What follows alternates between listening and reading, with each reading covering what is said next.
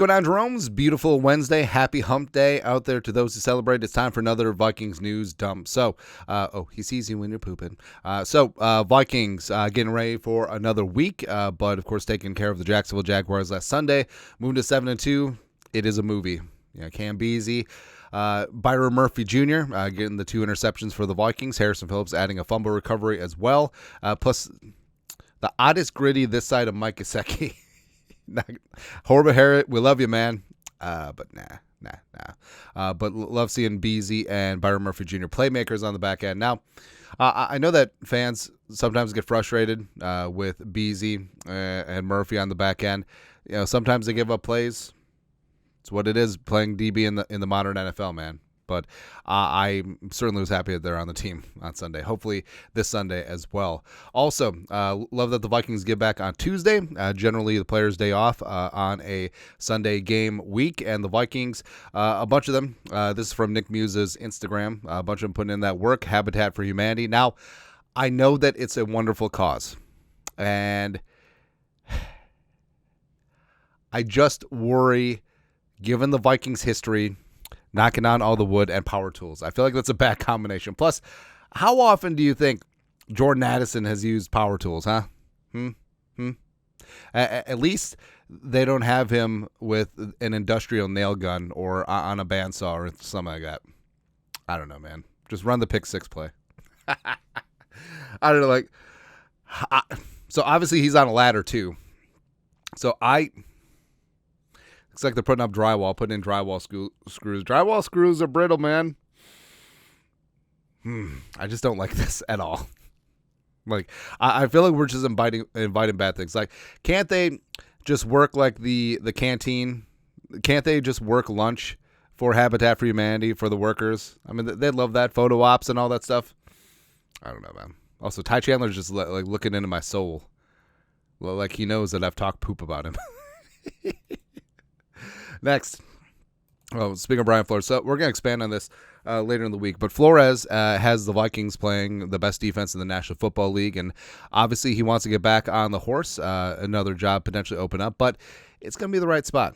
A Vikes fan page, Vikings DC, Brian Flores, on if he would ever want to be a head coach again, quote, it would have to be the right opportunity, but yes, I would love to be a head coach again. And, talked about all the tropes. There's only 32 of those jobs. Well, there's only 30 that he would go for because the Vikings have spoken for, and he ain't going back to the Dolphins. So I guess there's really only 30 jobs for Flores. And he obviously has the chops to be a head coach again. I think that he's learned a lot given his Dolphins experience as well as what's going on in the last couple of years. And coaches are like players. They're allowed to grow and show over the years as well. And Flo, I think he's a great leader of men. Plus, I know that the lawsuit is hanging over him. I know that the Tua situation is also going to be out there too, but I think that he's learned a lot. I mean, I know that Tua really just kind of threw Flores under the bus, but I don't know, there's obviously two sides to every story, and both sides I think were culpable in terms of the miscommunication, and Flores seems like he's taken ownership of it. Tua not so much, right? So I would be at ease with Flores. Plus you can go how Flores has interacted with J.J. McCarthy and Sam Darnold too.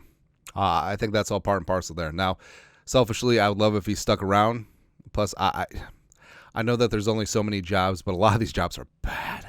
Like the Saints job, you want that? The Jets. The Bears is going to be open. The Cowboys is going to be open. Nah, Flo, we love you here in the great state of Minnesota. Stick around for a couple seasons. Let's hoist a couple Jerome Bardys with the greatest defense in all the land.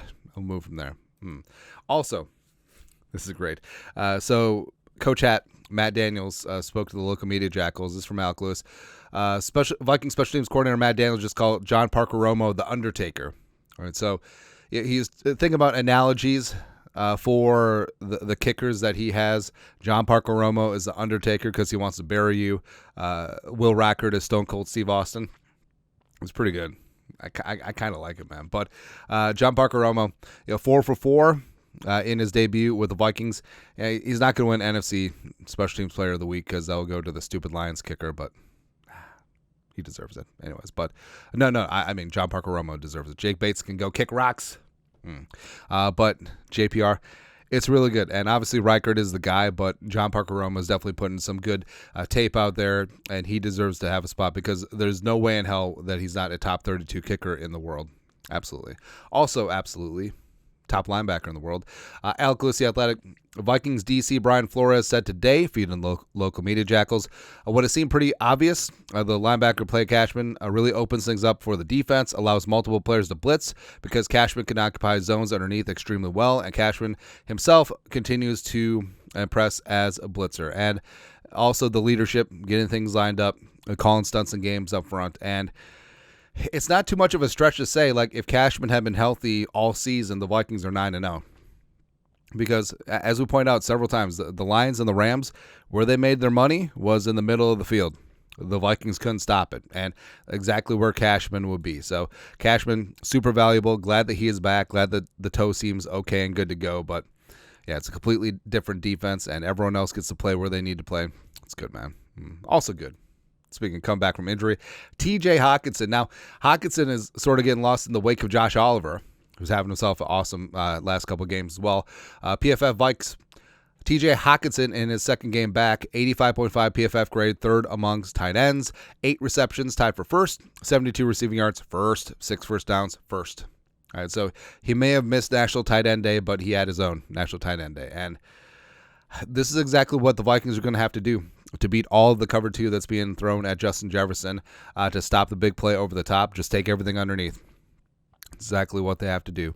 Speaking of what they have to do, Darnold has to take what's underneath. So we put up Sam Darnold has 7 interceptions this season when kept clean via PFF. So no pressure, not being moved off the spot, not being hit, etc. And that's by far leading the NFL. So the O-line is actually giving him too much time. And it seems paradoxical, but it kind of seems true, doesn't it? Especially that second interception that was actually dropped. He just goes through his reads. He skips over players that are wide open, and he just forces things. And you can't have that. It's think long, think wrong, Sammy. Just get rid of the ball and just go from there. Next play. Or I don't know, like maybe every now and then, how about Ed Ingram just allows a rusher through? I don't think that would be that big of a stretch. Although Ed's actually played pretty well the last couple of games. But even though he threw 3 interceptions, the player still had his back. This is great here by Aaron Jones. Quote, after the last interception, I said, we're still here with you, baby. We're here with you, baby. Even though you tried to throw away the season, because you'd like to hook up with Jacksonville Jaguars defenders. Actually, I had a joke that the Jaguars defensive backs were the number 1 targeted player in the National Football League last week. It happens, man. But get you someone who supports you like Aaron Jones, unwavering support, and preferably if they're wearing a giant ass sombrero, which is great. I wonder if he could play the guitar. Hopefully. Next. Vikings communication. So, Vikings head down to Nashville, Tennessee. Week 11 schedule note, Minnesota meets Tennessee in Nashville the first time since the 2016 season opener, a 25-16 win for the visiting Vikings who scored 2 defensive touchdowns. That's when you knew it was kind of fluky. Like, this is unsustainable. When the Vikings started out 6-0, 5-0? It doesn't matter. But also there was, I think Marcus Sherrill's returned 2 punts for touchdowns. It's like, we can't replicate this. But a bit of a homecoming for Harrison Smith as well. The pride of Tennessee, hails from Knoxville, so a hop, skip, and a jump away from Nashville. I'm sure he'll have friends and family in the building, possibly his last season. So maybe we'll get that big-time game from Harrison. Like maybe we'll get that 3-sack game like he had last year against Carolina. I would absolutely love to see that. Plus, that was a weird-ass game against the Titans. Was that the game that Mariota threw a touchdown to himself? Nah. Doesn't matter. But Sean Hill started because Sam Bradford wasn't ready to go.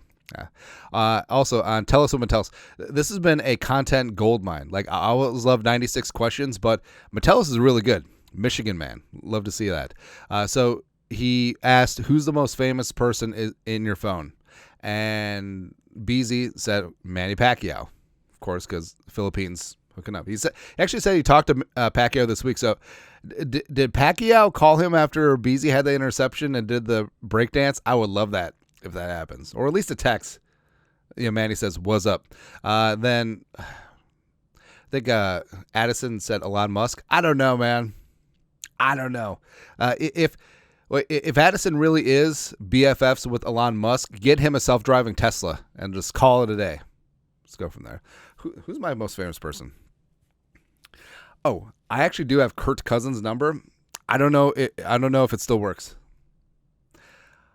I'll promise you this. If and when the Vikings win the Super Bowl, I will get super liquored up on stream, and we'll FaceTime that number. And we will gloat. We will gloat right in Julie's face. Be like, oh, you from Georgia? Oh. Now I sound like Young Hoku. It doesn't matter. I can do that voice. Lastly, if the season ended right meow, here's what we would be looking at. So the Vikings would be the 5 seed, the number 1 wild card, on the road against the 4 seed Cardinals, which my Cardinals, man, they're rising up. The Lions allegedly would still have the 1 seed. The 2 seed Eagles, doesn't seem like the Eagles are the 2 seed, but they are, would be hosting the greasy grimy Green Bay Packers. Hopefully lots of Packers go to that game. Just a rematch of Brazil. Then the 3 seed Falcons, which whatever. I mean, they're going to win the South by default. The South will not rise again. And then hosting the Commies, which, the Kirk Cousins Bowl. So all the narratives are there. And then you have here's what will happen. So the Packers upset the Eagles because F the Eagles, but also F the Packers, but also F the Eagles. And then they will play against the Lions in the second round. The Vikings beat the Cardinals' ass. The Falcons take care of the Commies. And then, by God, it is Kirk Cousins' Revenge Tour 2.0. And then Kurt throws short of the sticks on 4th and 8. And then the Vikings move on to the NFC title game. And the Packers actually upset the Lions because F the Packers, but also F the Lions, but also F the Packers. But then, NFC title game, 5 seed hosts in 7, historic U.S. Bank Stadium. I believe in a thing called love. That's right. I did not even think about that connotation. I do not believe in a thing called love. Love is not patient. Love is unkind. Love throws 17,000 picks. Screw them. And then the AFC Chiefs won. Whatever. Oh, I mean, that'll be good. Yeah. Do you know the Colts are still the 8 seed at 4-6 in the AFC? It's wild. Anyways, that is it. Vikings news done for this wonderful Wednesday. You guys are the best. You know what to do. Skull production value.